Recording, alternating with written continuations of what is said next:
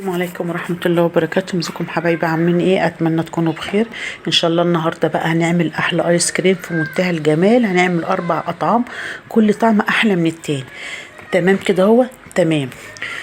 بصي بقى يا ست الكل، انا حاطه كيلو من الحليب على النار زي ما انتم شايفين اهوت، و4 معالق كبار من النشا، ونص كوبايه من السكر. كل ده على البارد، وسبتهم في الغليان لحد ما يديني قوام كريمي، واغطيه عشان ايه؟ ما يعمليش قشره. تمام كده اهوت. تعالوا بقى نعمل الطعم اللي احنا هنوظفه على ايه؟ على ايس كريم بالفراوله. طبعا باكل جيل عادي كده بالفراوله، وكوبايه ميه مغليه، واقلبهم واسيبهم يبردوا تماما. تعالوا بقى نعمل ايه؟ كريم جانتيه. كوبايه ونص من الكريم جانتيه على كوبايه من الحليب متلج لحد ما اديني قوام عالي كده اهوت.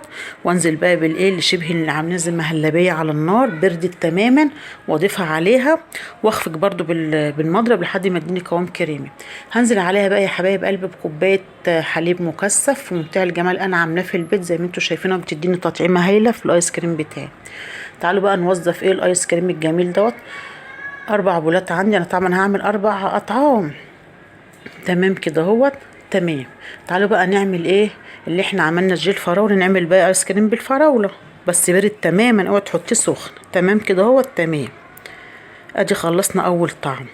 تعالوا بقى تاني طعم بقى نحط ايه؟ كيس اوريو كده عليه، وهقلبه زي ما انتوا شايفين اهوت، واسيبه جنب ايه؟ الفراوله. تعالوا بقى نعمل تالت طعم اهوت. بصوا الكراميل، هقلبه طبعا لحد ما يديني ايه؟ هعمله كده، اقلبه كده حاجات بسيطه لحد ما يديني زي امواج البحر كده في منتهى الجمال. تمام كده اهو. تمام. تعالوا بقى نعمل اخر طعم واحلى طعم. معلقتين من الكاكاو طبعا، اخفقهم طبعا بالمضرب اهو زي ما انتم شايفين، واحط عليه، هضيف بقى اضافه تانية كده تديها تطعيمه في منتهى الجمال. معلقه كبيره من نوتيلا، شوكولاته النوتيلا في منتهى الجمال زي ما انتم شايفين، واخفقه برده كده اهوت، وافضيها طبعا ايه؟ ده اخر طعم. تمام كده اهوت. هسيبه طبعا في التلاجة كده، اقل حاجه بيقعد 12 ساعه عشان يجمد. تمام. تمام. بعد ما جمد معاه زي ما انتم شايفين اهو في منتهى الجمال، تعالوا بقى نوظف بقى في الكاسات بتاعتنا الجميله كده.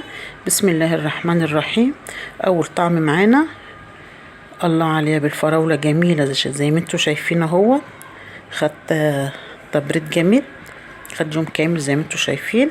حطيت عليه طبعا صوص فراوله، وتاني طعم طبعا اللي هو ايه؟ بالاوريو.